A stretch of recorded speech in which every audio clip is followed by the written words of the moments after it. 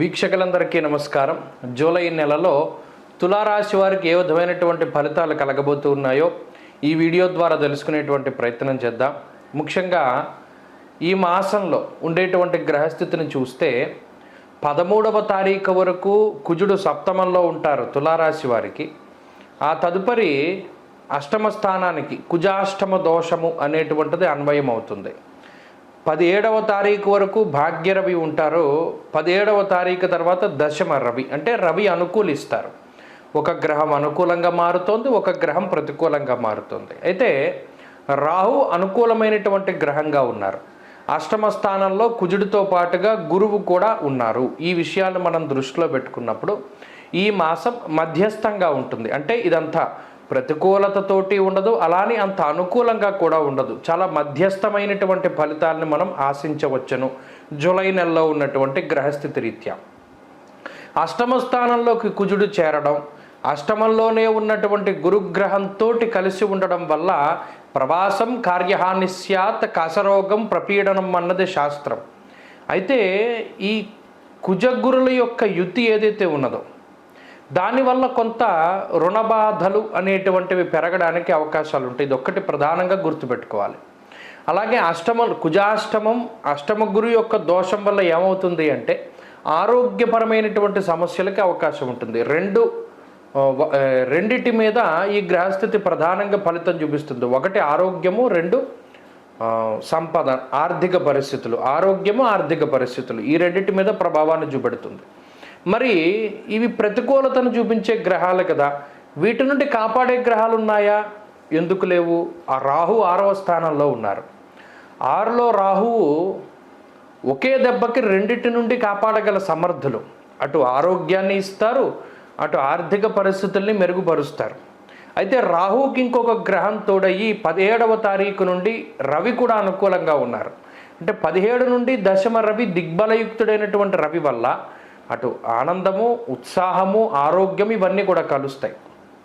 మరి అప్పటి వరకు కొంత జాగ్రత్తగా ఉండాలి. అనగా ప్రధానంగా చూసుకున్నప్పుడు 13వ తారీఖు దగ్గర నుండి 17వ తారీఖు వరకు ఉన్నటువంటి రోజులు మాత్రం కొంత జాగ్రత్తగా తులారాశి వారు గడపాలి.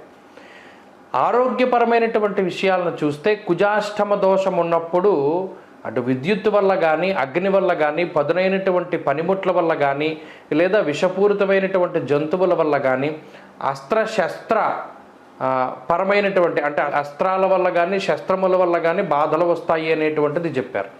వాటితో పాటుగా భూపరమైనటువంటి విషయాలు, ఆ లావాదేవీలన్నీ కూడా కొంత వెనక్కి వెళ్ళడం, అలాగే ప్రభుత్వపరమైనటువంటి విషయాలు ఏవైతే ఉన్నాయో అవి కూడా కొంత వెనక్కి వెళుతూ ఉండడం, ఇవి ప్రత్యేకించి వీరు దృష్టిలో పెట్టుకోవాలి. అలాగే ఆర్థికపరమైనటువంటి విషయాలు, కుజాష్టమం వచ్చినప్పుడు లేదా అష్టమ గురుడు ఉన్నప్పుడు, పంచమంలో శని ఉన్నప్పుడు కొంత స్వయంకృతాపరాధాలు ఎక్కువగా చేస్తారు. అనాలోచిత నిర్ణయాల వల్ల, లేదు ఇంకొక విషయం ఏంటి అంటే మీకు అవగాహన రాహిత్యంతో కూడి ఉన్నటువంటి చర్యల వల్ల కూడా దెబ్బతింటారు అని శాస్త్రంలో చెప్పారు. అంటే ఏంటి, ఈ నెలలో తులారాశి వారు అదృష్టాన్ని నమ్ముకోకుండా మిమ్మల్ని మీరు నమ్ముకొని ఈ పని నేను చేయగలను, ఈ పని ప్రారంభిస్తే ఎవరి సహాయం లేకుండా నేను పూర్తి చేస్తాను, లేదా ఇందులో నేను డబ్బు పెడుతున్నాను, నా శక్తిని పెడుతున్నాను, నా సమయాన్ని పెడుతున్నాను, కాబట్టి దీన్ని నేను పూర్తి చేయగలుగుతాను మధ్యలో వదలకుండా అని ప్రగాఢమైనటువంటి విశ్వాసంతోనే ఉండాలి. అంతేగాని ఎవరినైనా నమ్ముకుని కానీ, ప్రత్యేకించి అదృష్టాన్ని నమ్ముకుని కానీ ఏదైనా ఒక పని గనక చేస్తే దానివల్ల మాత్రం ఇబ్బంది పడతారు. ఇక కుటుంబ పరిస్థితుల్లో కనుక పరిశీలనం చేస్తే కుటుంబ సభ్యుల యొక్క ఆరోగ్య పరిస్థితులు లేదా కుటుంబ ఆర్థిక వ్యవస్థ ఇవన్నీ కూడా కొంత ఇబ్బందికరంగా ఉన్నప్పటికీ వాటిని అధిగమించగలుగుతారు. ఇక్కడ కుటుంబ సభ్యుల యొక్క సపోర్ట్ అనేటువంటి విషయం దగ్గరికి వచ్చినప్పుడు అది అంతగా మీకు లభించకపోవచ్చు ఈ జూలై నెలలో. కాబట్టి మీరు సొంతంగానే ముందుకు వెళ్ళవలసినటువంటి పరిస్థితులు ఏర్పడతాయి. ఉద్యోగ వ్యాపారాలకు సంబంధించినటువంటి విషయాలను కనుక పరిశీలన చేస్తే అవి మాత్రం కొంత సానుకూలంగా ఉన్నాయి. కొత్త ఒడిదుడుకులు వచ్చినప్పటికీ వాటి నుండి మీ యొక్క తెలివితేటలతోటి లేదా అనుభవపూర్వకమైనటువంటి జ్ఞానంతో బయటపడగలుగుతారు. వ్యాపార పరంగా ఉండేటువంటి సమస్యలను అధిగమించగలుగుతారు. అయితే ఇక విద్యార్థులకు మాత్రం ఈ గ్రహస్థితి కొంత వ్యతిరేకంగా ఉంటుంది. ప్రత్యేకించి ఏకాగ్రత తగ్గుతూ ఉంటుంది. వాటి పట్ల శ్రద్ధ వహించాలి. స్త్రీలకు ప్రత్యేకించి ఈ గ్రహస్థితి మానసికమైనటువంటి అశాంతికి ఎక్కువగా కారణమవుతుంది. ప్రత్యేకించి నిజంగా ఒక్కసారి కూర్చుని ఆలోచిస్తే మనకు అన్నీ ఉన్నాయి, ఆరోగ్యం ఉంది, డబ్బు ఉంది, లేదా ఒక కుటుంబం, ఇవన్నీ ఉన్నా కూడా ఎక్కడో ఒక తెలియని లోటు, మానసిక అశాంతి వేధిస్తోంది అనేటువంటి మాట మాత్రం స్త్రీలకి ఎక్కువ సార్లు అనిపిస్తూ ఉంటుంది. ఆ విషయం పట్ల మాత్రం కొంత శ్రద్ధ పెట్టాలి. తులారాశి వారు ఈ జూలై నెలలో మరింత మంచి ఫలితాలు, ఇప్పుడు ఇచ్చేటువంటి ఈ అష్టమ కుజ అష్టమ గురు దోషాలు పోయి మంచి ఫలితాలను సాధించడానికై లక్ష్మీ నరసింహస్వామి వారి యొక్క ఆరాధన ఎక్కువగా చేస్తూ ఉండాలి.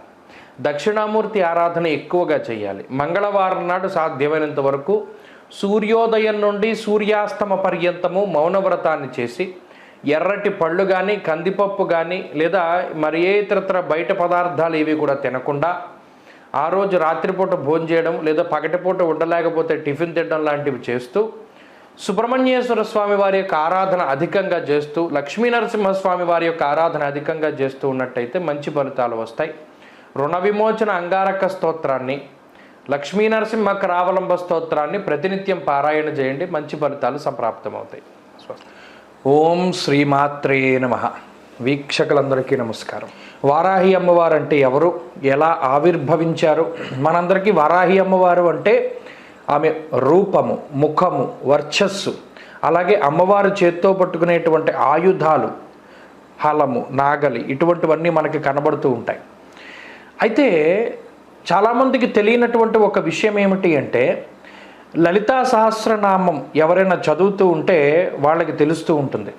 మనం సాధారణంగా శంకర భగవత్పాదులు కానీ, లేదా మరి ఏ ఇతరత్ర భగవత్ స్వరూపులైనా సరే ఒక దేవతని స్తుతించేటప్పుడు ఆపాదమస్తకం స్తుతిస్తారు. అంటే పాదాల దగ్గర నుండి తలకాయ వరకు కూడా వారి యొక్క ఆ స్తుతి, అంటే వారి యొక్క స్థితి ఏ విధంగా ఉన్నది, వారు ఇన్ని హస్తాలు కలిగి ఉన్నారు, లేదా వారు ఈ రకంగా ఉన్నారు, ఆ రకంగా ఉన్నారని కింద నుండి పైకి వర్ణన ఉంటుంది. కానీ లలితా సహస్రనామంలో అలా ఉండదు వర్ణన. అమ్మవారి నామాలు గనక చూస్తే శ్రీమాత, శ్రీ మహారాజ్ఞి, శ్రీమత్ సింహాసనేశ్వరి, చిదగ్నికుండ సంభూత, దేవకార్య సముద్యత, ఉద్యద్భాను సహస్రాభ, చతుర్బాహు సమన్విత, అంటే కిరీటం దగ్గర నుండి కనబడుతున్నాయి మనకి వర్ణన. అంటే అక్కడ మీరు గమనించవలసిన విషయం ఏంటి అంటే, చిదగ్నికుండ సంభూత, చిద్ అగ్ని. చిదగ్ని అంటే ఏంటంటే సచ్చిదానంద స్వరూపమైనటువంటి పరమాత్మ యొక్క తేజస్సు ఏదైతే ఉన్నదో అది చిదగ్ని. ఆ అగ్నిగుండం అంటే పరమాత్మ యొక్క తేజస్సు.